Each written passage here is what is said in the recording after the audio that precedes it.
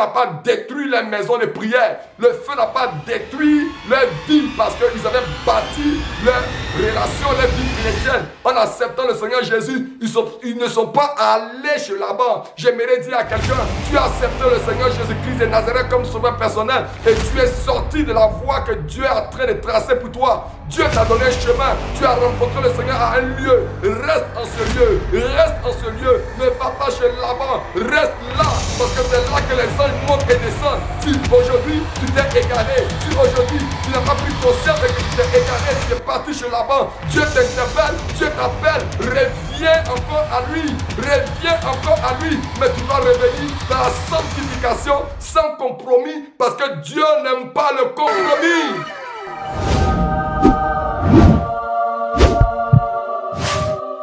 Salut à tous et à toutes, bienvenue sur la chaîne DTS.tv avec sa fameuse émission impactante 2AR.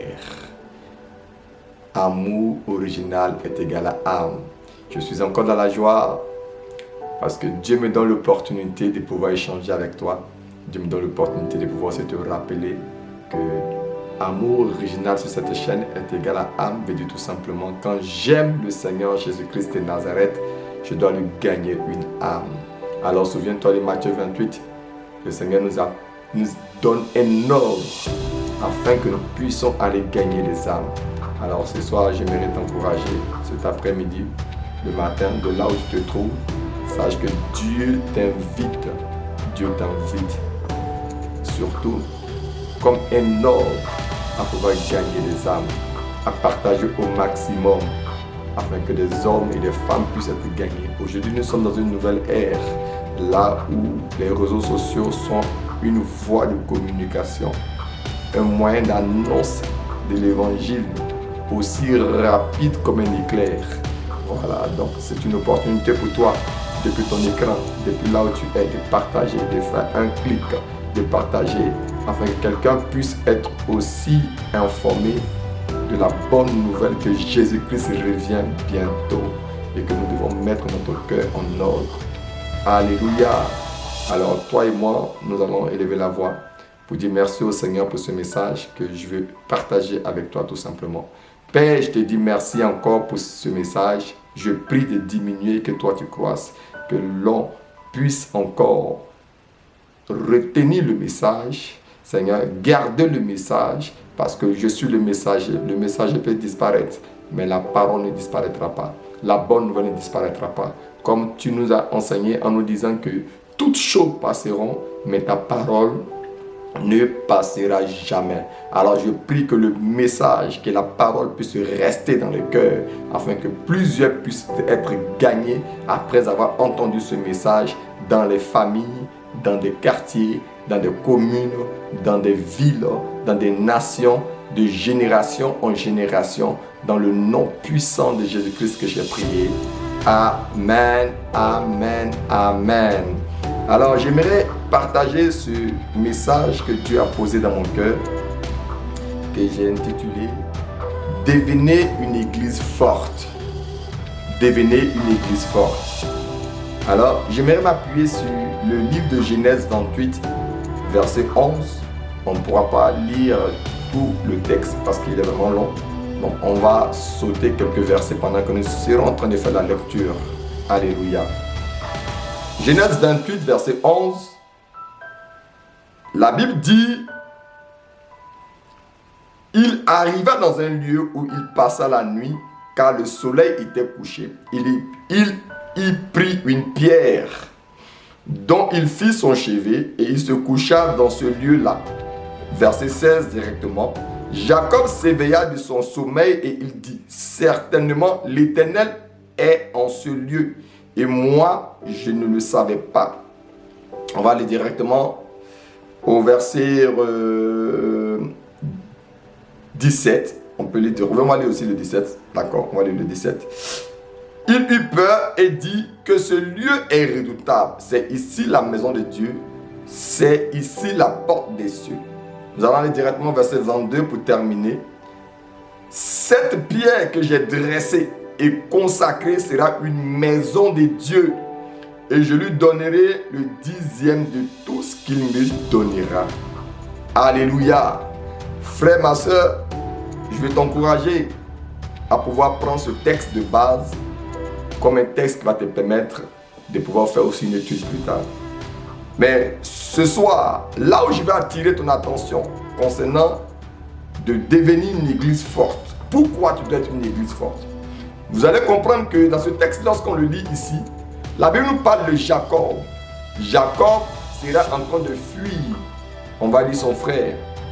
Et la Bible dit qu'il va arriver à Luz. Et lorsqu'il va arriver à Luz, je paraphrase rapidement, il va prendre une pierre. Et sur cette pierre-là, il va poser sa tête. La Bible dit qu'il va faire une vision et il va voir des anges monter et descendre. Moi, j'aimerais dire cela dans un autre français. Jacob venait de rencontrer le Seigneur Jésus-Christ de Nazareth comme sauveur personnel. La pierre ici est l'image de Jésus. Si nous allons même plus loin, vous allez voir que dans le livre de Jean 1, à partir du verset 59, ou 50, pardon, on va d'ailleurs même le lire. On va le lire. Jean 1, verset 49 à 50. On va commencer au verset 49. La Bible dit que Nathanaël répondit et lui dit, Rabbi, tu es le Fils de Dieu, tu es le roi d'Israël. Au verset 50, Jésus lui répondit, parce que je t'ai dit que je t'ai vu sous le figuier, tu crois, tu verras de plus grandes choses que celles-ci. Et il lui dit, en vérité, vous verrez désormais le ciel ouvert et les anges de Dieu monter et descendre sur le Fils de l'homme. Alors tu dois comprendre ici que cette même rencontre que Jacob a fait à Luz, Nathanaël aussi l'a faite. Alors, ici, les anges qui montaient et descendaient sur le Fils de l'homme qu'on appelle Jésus-Christ de Nazareth, qui est aussi la pierre. Et c'est sur cette pierre que Jacob va se reposer. Jacob venait de faire la rencontre du Seigneur Jésus-Christ de Nazareth comme sauveur personnel. Jacob venait d'accepter le Seigneur Jésus-Christ de Nazareth comme sauveur personnel. Comme plusieurs chrétiens qui ont décidé d'accepter le Seigneur Jésus-Christ de Nazareth comme sauveur personnel. Mais vous allez constater que Jacob a fait une chose. Après avoir consacré cette pierre, et il va même le dire lui-même, que ce lieu est redoutable. Ce lieu est la maison de Dieu. Et mais malgré qu'il avait reconnu que ce lieu était la maison de Dieu, malgré qu'il avait reconnu que cet endroit était la présence de Dieu, il va partir de ce lieu et il va aller chez Laban. Il va aller s'installer chez Laban. Il va aller, en d'autres termes, construire sa maison chez Laban. Parce que lorsque nous donnons notre vie au Seigneur Jésus-Christ de Nazareth, tu dois le comprendre. Dieu nous donne la liberté de bâtir notre propre maison de prière. Notre propre maison de prière. Tu as la liberté de construire ta maison. Frère, ma soeur, la Bible nous dit que nous pouvons bâtir avec des éléments. C'est quoi ces éléments? Tu peux bâtir avec de l'or. Tu peux bâtir avec des pierres précieuses. Tu peux bâtir avec du foin. Tu peux bâtir avec des pailles. Tu peux bâtir avec du bois. Jacob va décider d'aller bâtir sa maison à l'extérieur. Il va laisser la maison de Dieu et il va aller chez Laban. J'aimerais dire à quelqu'un, depuis que tu as accepté le Seigneur Jésus-Christ de Nazareth,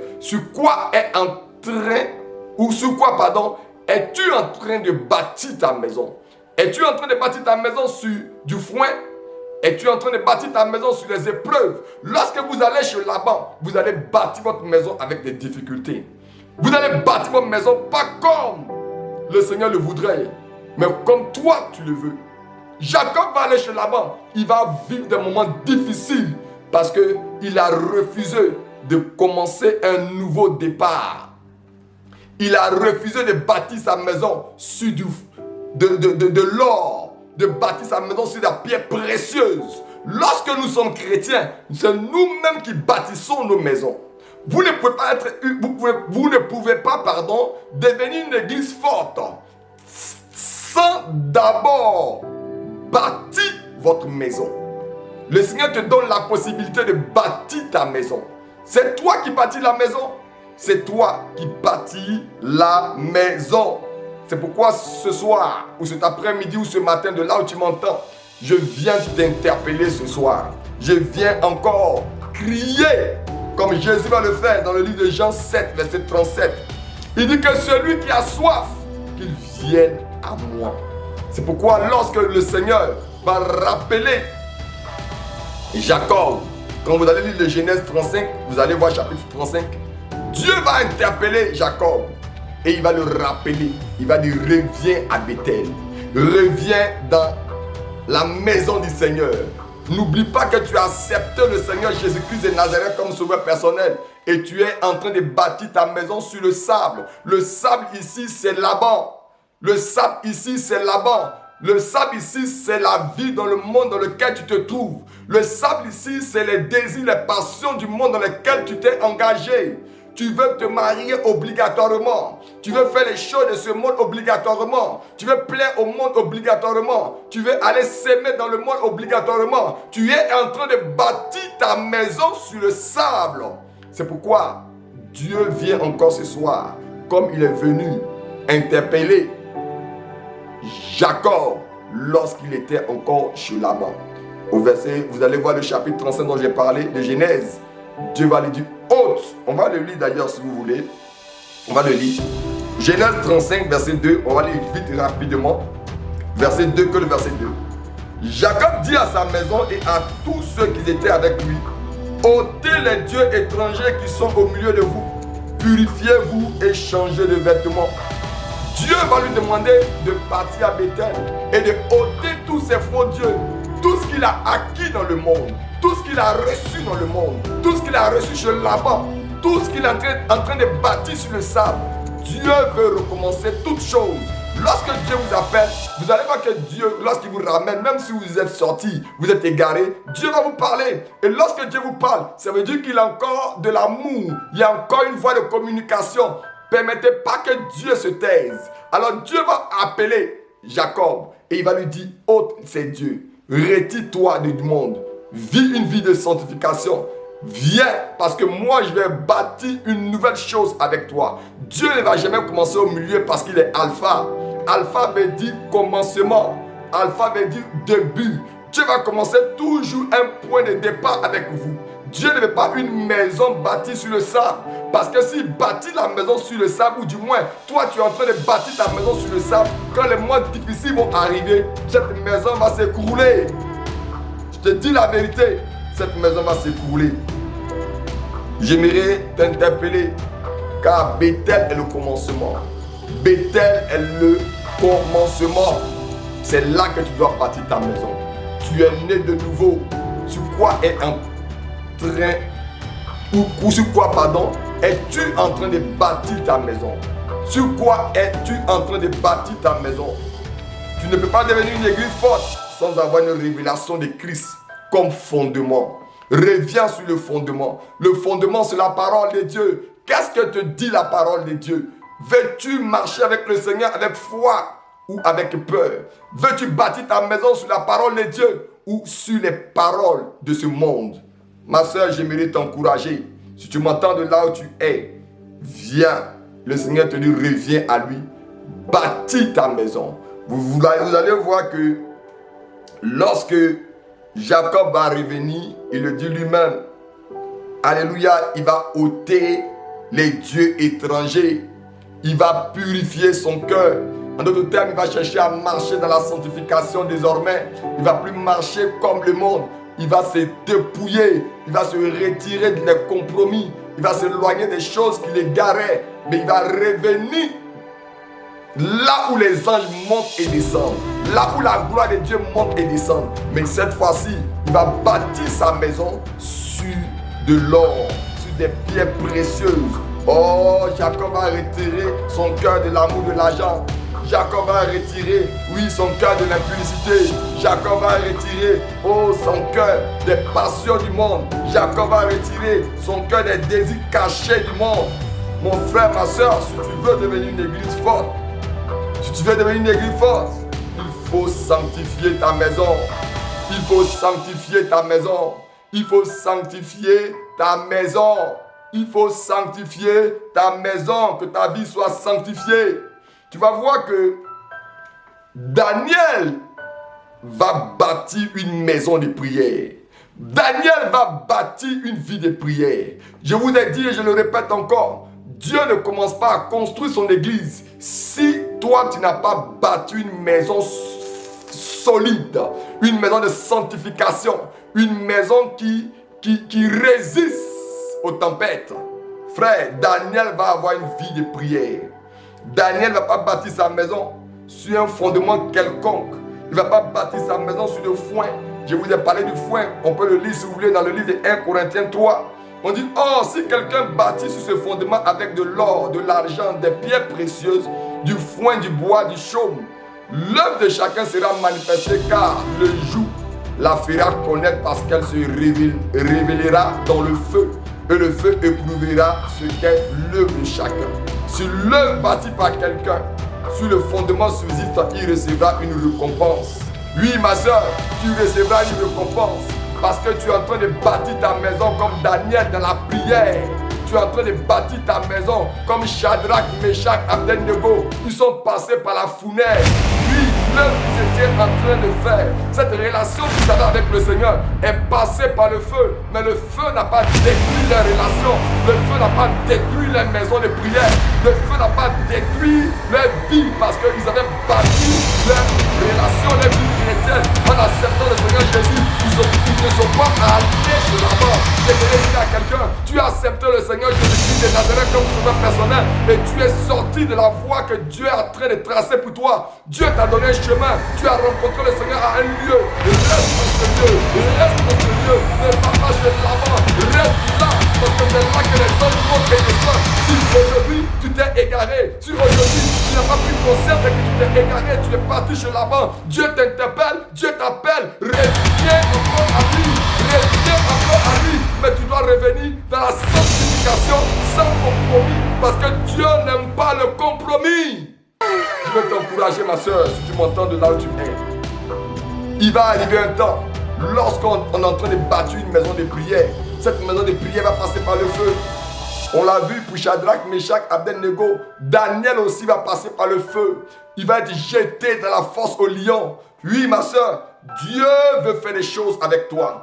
Dieu veut faire des choses avec toi. Mais bâtis ta maison par une vie de prière. Bâtis ta maison par une vie de sanctification. Bâtis ta maison par une vie de méditation. Oh, une vie là où tu es en Christ. Où l'on sache que tu es en Christ. Les gens savaient que Daniel était en train de bâtir une maison de prière. Les gens pouvaient le tenter dans cette maison.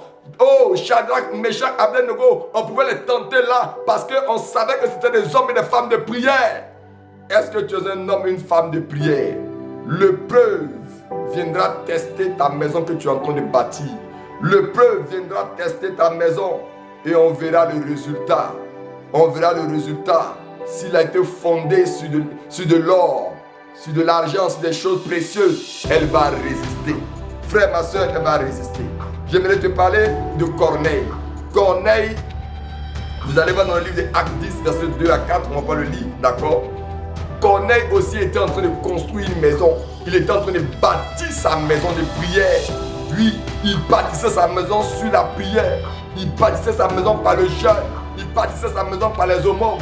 Jusqu'à ce qu'un jour, oui, le temps viendra où la maison qu'il était en train de bâtir, Jésus va dire, je bâtirai mon église. Le temps vient lorsque ta maison devient solide. Lorsque ta maison est bâtie sur de l'or, est bâtie sur des choses précieuses. Jésus viendra prendre le relais. Jésus viendra prendre le relais. C'est ainsi que le Seigneur verra que lorsque Corneille était en train de bâtir sur des choses précieuses, il va envoyer un ange. Il va envoyer un ange pour venir aider Corneille afin que la maison ne soit plus maintenant bâtie par lui, mais qu'elle soit bâtie par le Seigneur Jésus-Christ de Nazareth. Jésus dit que je bâtirai ma maison afin que les portes de séjour des morts ne prévalent point sur cette maison, sur cette église. Frère, la maison ne doit pas se limiter à une maison, elle doit devenir une église.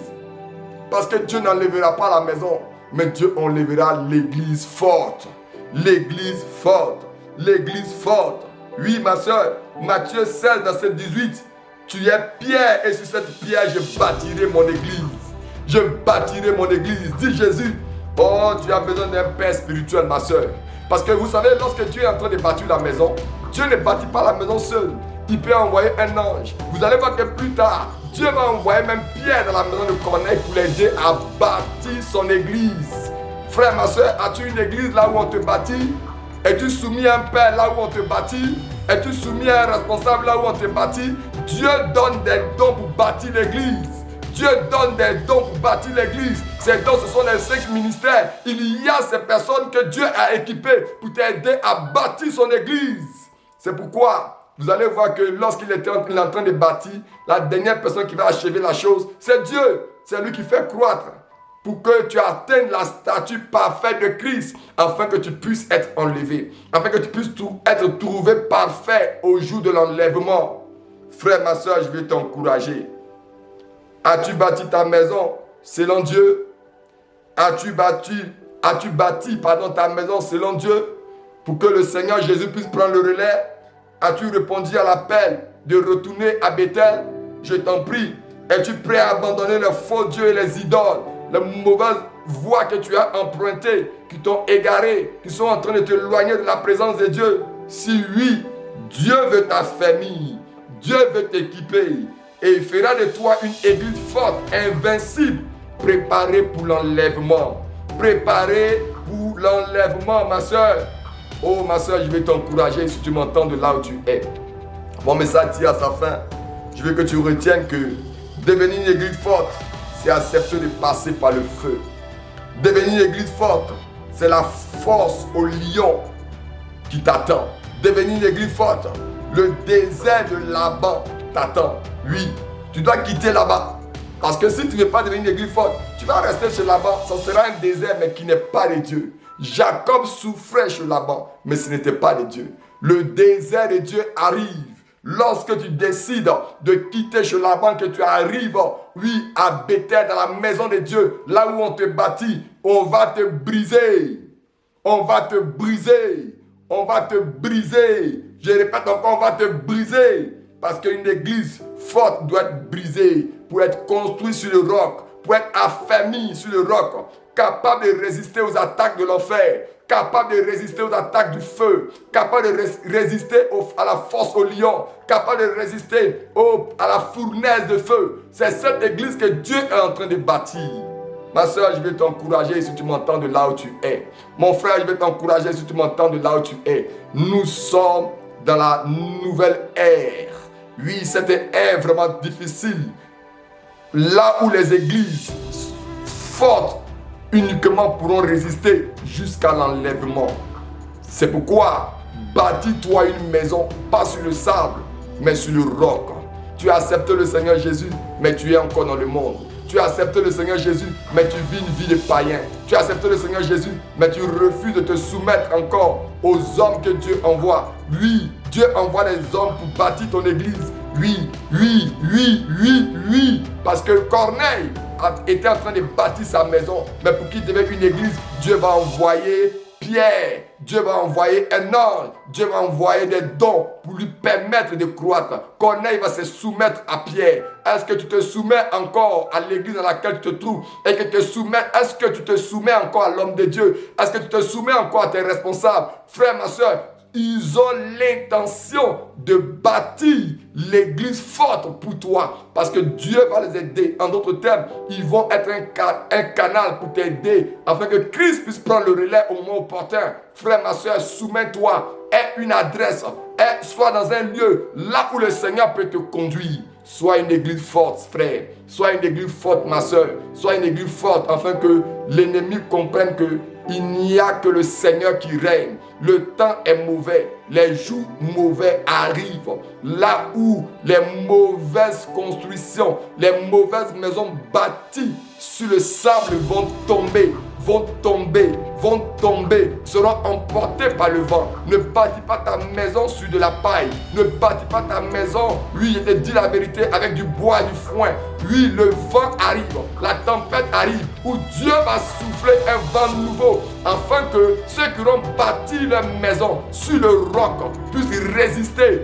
Pas de ce Laban, pas de chez Laban, pas de chez Laban, et reviens à Bethel, reviens dans la maison de prière, reviens là où Dieu a sa présence. J'aimerais m'arrêter là. j'aimerais rendre gloire au Seigneur, que toute la gloire revienne au Seigneur, afin que nous puissions reconnaître que dans notre marche, nous nous sommes égarés. Seigneur, fais-nous grâce de revenir dans ta présence. Fais-nous grâce de revenir à toi. Que tout ce qui nous avait égarés, tout ce qui nous avait éloignés, toute forme de voie, quelconque qu'elle soit, de ruse que l'ennemi a utilisé pour nous éloigner de toi. Seigneur, nous revenons à toi ce soir. Nous revenons à toi cet après-midi. Nous revenons à toi encore ce matin. Fais-nous grâce afin que là où nous sommes, nous ne sommes plus jamais les mêmes personnes. Nous voulons bâtir une église sur la prière, sur le jeûne, et sur la sanctification, dans la méditation, dans la marche avec ton Esprit Saint. Comme tu l'as dit dans le livre de Galates 5. Oui, Seigneur, tu as dit marchez selon l'Esprit. Et vous n'accomplirez pas les désirs de la chair. Seigneur, aide-nous afin de marcher selon ton esprit, afin de ne pas accomplir les désirs de la chair. Oui, aide-nous Saint-Esprit, afin que toute la gloire te revienne dans le nom puissant de Jésus-Christ que j'ai prié. Amen, amen, amen. Soyez bénis, que la grâce et la faveur de Dieu demeurent sur vous. N'oubliez pas de vous abonner, de cliquer sur la cloche de notification, afin que nous puissions partager ce message au maximum, afin que des vies reviennent à Christ. Ceux qui avaient emprunté un mauvais chemin reviennent à Christ. Ceux qui étaient une église faible deviennent une église forte, et qui laissent le Seigneur les bâtir, afin qu'ils deviennent des hommes et des femmes ancrés dans une relation avec le Seigneur, le Saint-Esprit, dans le nom puissant de Jésus.